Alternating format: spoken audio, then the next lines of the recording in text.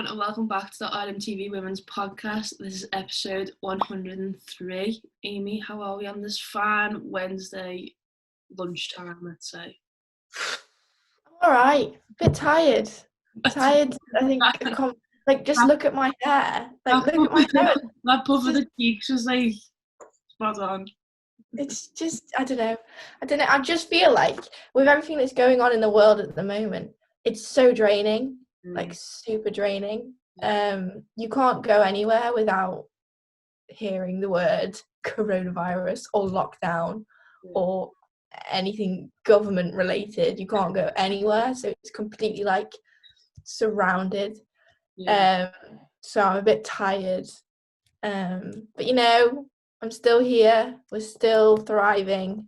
We are. So there's things to be positive about, isn't there? Yeah, there definitely is. I've got a kick-off question for us this week. Now, this used to be a staple of our podcast. We used to have one every week. OG podcast watchers or listeners will know that we had a kick-off question every week. Don't know what happened to it. I think one week we just didn't have one, and then we just didn't get one again. But I just think we ran out of creative questions. You want to keep them a bit, you want to keep it interesting. You don't want just a silly question. So this just came to me last night when I was doing the agenda at like 12 o'clock. So I was well asleep. Yeah, but you the kick-off question is: if you could pick 3 female football stars to live with you for a year, who would it be and why? And I've put in brackets no Rona, so it means coronavirus doesn't exist. Right. Go international. Right. So it can be anyone. Yeah. Oh, that's difficult. One sprang to mind very quickly for me. But the other two I'm gonna have to think about a little bit more. Should I go first with my number one, and then you can go, and then I think of the next one? Okay. My first one would be Beth Mead. It's a bit weird, but the reason I've chosen Beth Mead is because she makes really fun TikToks, and we could like make some good TikTok content together. So I'm thinking, in terms of content experience, it would be really fun. And I feel like she'd be quite an easy person to live with. I think she'd be quite clean, tidy. Obviously, she'd be at training quite a lot, so I'll get the place to myself. So you watched the We Play Strong vlogs that she did? Oh no, I didn't. Oh, watch there. Our house looks lovely. Looks lovely and tidy. Oh, lovely. But yeah, that's one I've gone with. TikTok vibe, current trends. Yeah, I'd hop on that. I feel that. Yeah. I'd roomie with her. Good pick. I think this is going to be quite obvious as to who I've picked for why I've picked this person for the first one. I've gone with just Tobin Heath straight off the bat. Why not? Oh yeah. We're in England now. Why not? Yeah. Do you know what I mean? Well, and like, I think I genuinely do think she'd be like a really interesting person to like chat to, because I'm not sure if you follow her on Instagram or not, but they have that hair, and like 3 other players have that re-ink thing, like little, it's like a clothing brand thing, but they do like other stuff as well with like stuff to do with like politics and stuff like that. Obviously that's more American based, but then they do like other like interesting like workshops and whatnot. So I genuinely think you'd be like an interesting person if you had to spend like a lot of time with them. I feel like you'd learn a lot. She's got a lot of knowledge. Yeah. So yeah. Yeah, that's a solid pick as well. I'm just thinking, are there any like good chef footballers out there that would be able to like, cook nice food for me? I had that thought as well, because I thought that's what I mean. You need someone who's a good cook, because if you're all 4 years are just a bit like, I'm not touching the pan, then I know, yeah. There probably was someone who was a chef, like or whatever. I think I'd probably go for close to home. I feel like living with Leanne Rowe would be quite fun. She's quite like a character, isn't she? So I don't think there'd ever be like a dull moment. And like sometimes she posts on Instagram like a picture of a telly and her room looks really clean, so it's like a nice environment to live in. There's a theme, yeah. Yeah, I like my family. Yeah, I can't live in a house full of crap everywhere. That's a no-no for me. You I've got one? Chef. Who? Rachel Furness. Yeah, sound. Yeah. I'm sold already. If people follow her on Instagram, you'll see the meals that she cooks. Absolute chef solid, life. Solid. Yeah. And obviously Rachel Furness, so. I can't believe nearly 20,000 people viewed my video of me saying Rachel Furness is the title thumbnail video. Nearly 20,000 people. Oh my god. I know. That was a crazy video. But I'm glad it brought some entertainment. Either way, yes, Rachel Furness, that's a shout. That is a shout. And my last one, I can't think. It's really difficult because there's so many like different types of people out there. I reckon one of the Aussies would be quite fun because they're always I was just thinking, Australia. Yeah, because then like you can learn Australian slang, things like that. Just get to be a bit more multicultural. I've always wanted to go to Australia as well. So I'm thinking like a Sam Kerr. She's quite funny on Instagram, isn't she? Always pulling jokes, stuff like that. Yeah, I'd probably go Sam Kerr as my third one. I'm going to go Caitlin Ford. Nice. She's fun. So the way you went Beth Mead for the TikToks, I'm going Caitlin Ford for the TikToks. Right, okay. Yeah. We'll have a battle of the TikToks in our house versus your house. Oh, yeah. There we go. So that's amazing. In mine, I've got Tobin Heath, Rachel Furness, and Caitlin Ford. I've got a very weird mixture of people. I've got Sam Kerr, Beth Mead, and Leanne Rose. Hey, it'll be a fun house. It'll be amazing. Well, where would you live then? Where would you live? Oh, are we going what city? Yeah. Okay. Don't know. I think I just know. Go on.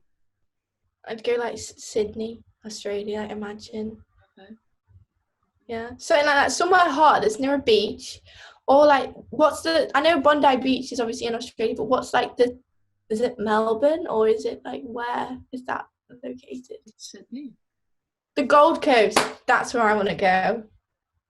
We've just shared our very good geography knowledge there as well. I know, GCSE geography isn't coming in too strong. I didn't do GCSE geography. I did.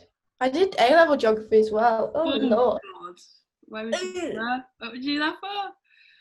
Colouring in. I'd probably say Europe because it's easy to go to like travel then as well. Yeah. I don't know. I'll go for like a Paris or something. Like Paris is a nice place to live. Nice. Yeah. I think we've done well there. Yeah. I'd like to hear what everyone else says. Yeah. Oh, Amy's getting a phone call. Oh, I am. Yeah. Let us know in the comments your 3 players that you'd like to live with and what capital. No, we won't go capital city. What city in general you'd like to live? Anywhere. You can pick anywhere. The world is your oyster. It certainly is. So, obviously, Amy did her post-match reaction for the Liverpool match on Sunday. And then... Bit mad. Yeah, me and Emma sat down on Monday to chat about it as well. It was nice to get her perspective as she was able to go to the game. She was there live watching it. Can I just say one thing? Like, this week has been the first week that I've genuinely been like, I just want to go and watch like football live. Like, it's the first week that I've actually got like irritated by not being able to go. Yeah. Like, quite badly. So, if you're struggling as well, you're not alone because we haven't been to any yet either. So we're all in this together. We are indeed.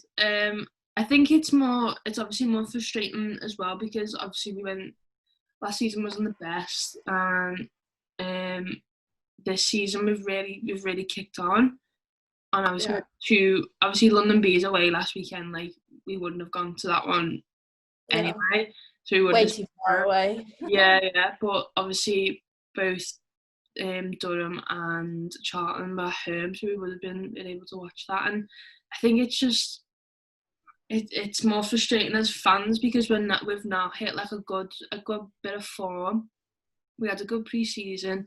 We've hit a good bit of form now, really early on, which is something that we didn't do last season. That was important that we did get a really good start this year. We've mentioned that a few times, but yeah, it's just nice to see us playing well. The team playing well. Everyone seems to be clicking. It's just really nice to see, isn't it? It is. It is like polar opposites though, because it's so nice to see that they're doing so well, but equally we can't see that they're doing well. Like we can't be behind them like every touch of the ball sort of thing where we were last season. So it's sad that because things are going like, I mean, it's not sad things are going so well. It's amazing that they're going so well, but it's really sad that none of us can be there to watch it or even like follow along with it. I think we must talk about this in every single podcast, the fact that we can't see it. But yeah, like I don't know, it seems to just be becoming more of an issue to me the more times we're not able to see it. Because if I'm being brutally honest, I only really know the Durham game. I still don't really know. I've watched the highlights from the other games, but you can't really get a feel of the game just from the highlights. You can't see like the style of play that we were playing by just like a 1 minute clip. It's really, really difficult. And I do feel like my frustration is growing so much more each week that we're not able to watch anything. And I think it's not an easy fix, but there are solutions that just haven't been pursued at all, which I think adds to that as well. Because at the end of the day, you're not going to build a bigger fan base when no one can watch the games. People are just going to lose interest.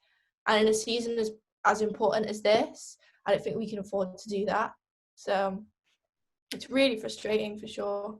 Yeah, no, you're spot on there with everything you've said. I think especially in due to current times, you know, we're really lucky that, you know, Liverpool as a club is able to survive and sort of weather the storm. And I think obviously fans looking at the performances last season compared to this season, like you said, we don't really know how much has changed because you're only basing it off the scoreline. You're only basing it off the fact that you've got to win. You're not, like you said, you're not aware of how this player's performing compared to last season, or how that new, like for example, Amari Testrup's come in, really really good buzz around her that she's when she come in the summer. I still haven't seen her play. I still don't know what I still know nothing about her. Yeah, nothing about her. Yeah, you're still pretty much in the dark about new signings unless you were aware of them before they came to the club, because even Taylor Hines as well. Yeah, and like Emma said on the video on Monday that Taylor Hines had a really good match, and I feel bad for not being able to sit here and say, oh, Taylor Hines had a really good game because X, Y, and Z, because you just don't know. You don't know the performance, and I think it's so frustrating because like you said, you just there's nothing you can do about it at the minute. But it's not just us as well. It'll be all the teams in the Championship that don't get to see it because no one can go. Yeah. Like I think we're in quite a lucky position because if I mean the opportunity for us both to go hasn't actually arrived since the start of the season yet. We've always had something that's been in the way that we can't get there. And obviously with COVID, it's just there is obviously always an increased risk with us going, so we always have to take that into consideration. But the only reason why we're possibly able to go is that press access, which we've been allowed to use, which is incredible, and we're so thankful that we have it. But equally, it just sort of doesn't feel the same when you're not like with everyone else like in the stands and stuff. And you never know, this season could have been the season where we get maximum attendances most games because we're doing well, but we will probably never know that. And if I'm being brutally honest, I was speaking to my dad about this yesterday after the men's game, and I said to him, I can't see fans being in the stadium for the entirety of this season for sure. Like I can't see it happening. I think we're gonna be watching from home at least to the end of this season. Yeah, in my opinion. Yeah, my dad said that to me after the Liverpool match on he was like it's so irritating because of how well we're playing, and he was like, I don't think we'll be getting the match this season. And I was like, the only realistically, when like the whole new restrictions came in, like last week or week before now, when he said 6 months, you just knew 6 months is basically February, March next year. Season finishes in May, especially for like the women's football. It finishes early May. So yeah, like you said, the only way we're going to be able to go is obviously due to that press access, which we're lucky to have. But then also, I'll fast forward to we would want to chat a little bit about the FA player.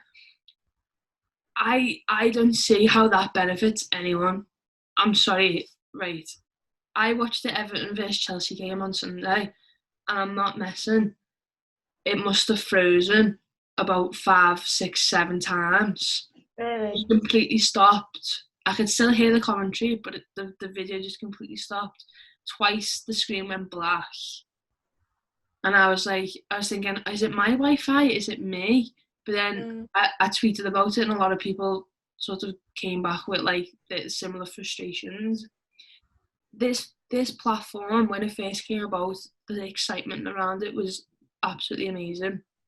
You know, everyone endorsed it, everyone was buzzing about it. The fact that, you know, women's football is going to be played on a free platform that people can watch. And yeah, here we are. Is this the 3rd season that it's been in play? And yeah, no, I feel like did it come? I think it's the second. Is it only the second? Yeah. But still, you know, here we are discussing it now. The fact that it's probably hasn't hit its potential, or it hasn't been what you sort of expected it to be. The thing is, like, they've had time as well. They've had loads of feedback. The amount of people that have been tweeting like the FA and whatever, and it just general feedback, like feedback in general. There's been loads of it in terms of how they can improve, and what it seems to feel like it goes from the issue you had with it freezing to then issues about the commentators, then issues about the fact that there isn't enough game coverage being shown. And to me, obviously, I'm not as high up in the ranks there. I don't know how the process of streaming things works or how to get people on to commentate. I don't know at all. But with our experience of doing streaming, we did miss kick Saturday sessions. I know it's different platform, different levels, like that's up here, we're down here sort of thing. But to me, it doesn't seem that difficult. Like, we watch the highlights with commentary on, whether that commentary is done after the game or not, or in real time. I don't know. It's during the game. Is it during? Yeah. See that then the Liverpool team get video footage to analyse after the game regardless, during the game as well. Some teams have like an iPad that they look at during the game as well. So if they're able to get it, what's the issue with not putting it to a wider audience? Yeah. And in terms of the commentators as well, there are I could rattle off millions of people who would be absolutely phenomenal at doing that job. And yet they throw people in there that sound like they literally couldn't care less about what was going on. That's just my personal opinion. Other people might disagree, but that's just kind of the way I feel. There's such a growing sense of like people like us that are trying to be in that the women's like game and help promote it. Up and coming commentators just coming out of uni as well. It's a perfect opportunity for them to score a job like that and be really, really good at it. So it's just now is the time where the FA player really need to just, or whoever's in charge of doing, it's obviously the FA, isn't it? To really just look at it and go, well, how are we going to make this better? Because it seriously does need some improvement. Because if you said you couldn't even watch the game properly, what's the point in having it? So I think especially now that obviously they're pushing the app a lot more due to the fact there's a lot of international signings that have come in for this season, and they obviously want to reach a wider audience. So obviously the USA is somewhere that they want to like give the app to, and the international fans can sign up and watch it now. But if I was in, like, for example, I watch the American women's football and they stream on Twitch. Like they're not that much better, to be completely honest. There's always an issue, especially in the first 10 minutes. Some games don't even come on until about 10-15 minutes in. But amazing. one thing I do give them credit for is the fact that the commentators know absolutely everything that's going on and everything about the players. When I was watching the Everton match on Sunday, Gabby George was commentating, and then alongside another fella, I can't remember his name now, but like he was almost quizzing Gabby George the entire commentary about the Everton team. No, so like it was sort of like you were getting all the information on the Everton team as you were watching the match. He didn't have that information already with him. Obviously, he had his odd bits and pieces that he would have to do research before. There's probably got a bit of paper in front of him. But there was one point where like he asked the question, and Gabby George said something about an Everton player, and he went, "Oh, really? I didn't know that." Or like, "Oh, I didn't see that last season," or "I didn't know about that last season." And it was like, you don't say that. You don't say, because it's like they've just gone, "Oh, you're a commentator. You can sit down and watch that match and sort of just go along with it." Whereas like, it's not like it was a small match either. It was a pretty high profile game. It was an FA Cup quarter final game. Do you know what I mean? Like, a lot of eyes would have been on that match on Sunday. So you know, there needs to be change. Yeah, you have to. I think we've said it for ages now. In order for it to be successful, they need to sort of step up. And at the moment, I don't know whether you would deem it as successful. I kind of look at it this way, bringing it back to like our point of view being in the Championship. Obviously, all the WL teams can still watch it. WSL, sorry, can still watch it. All the games, which fair play to the FA player that's boss to be able to do that. But for us to only have one once every blue moon just seems really odd. Back to the point we originally made, how are we supposed to follow it? It's almost impossible. Like when I was doing my post match reactions, I was just like, what can I talk about? And then I found myself scrolling through like Liverpool's Twitter, getting the information there. So I kind of felt a bit like a fraud, like speaking about the game, even though I hadn't watched it. And I probably wasn't telling anyone else anything new anyways, because they obviously have seen the updates if they were watching it. So it's really strange. But obviously we were lucky that we spoke to Emma, who was actually there, so we were able to get that sort of view across. But ultimately, at the end of the day, we just want to watch them play and help support, but it's proving quite impossible, and we never know when we're going to be broadcasted until that week, so it's really difficult. And I suppose, you know, us now as like us being in the Championship, we didn't have this issue last year. You know, we probably took for granted the fact that we could just, we're not going to the game this weekend, so we'll just watch it on the FA player. Like, you'd be able to watch it and do whatever. But you know, there's those fans who are fans of Championship teams and haven't been able to watch their team week in, week out unless they go in the game. And you know, we're sitting here now complaining about it, and it's only the third game in, and they're probably, you know, there might be someone watching this who's thinking, "Oh, what are these talking about here? Like, we've never been able to watch on the FA player and whatnot." But and you know, if we were still on the WSL, we didn't get relegated, we probably wouldn't be raising the issue, to be completely honest. Like, it's just not something that you think about unless you're in the position. But now that we're in the position, I want to highlight it because it's not fair. It's important. It's important. Yeah, it's not fair on any team to take Liverpool out of the equation. It's not fair on Sheffield United fans. It's not fair on Leicester fans. It's not fair on Coventry United fans.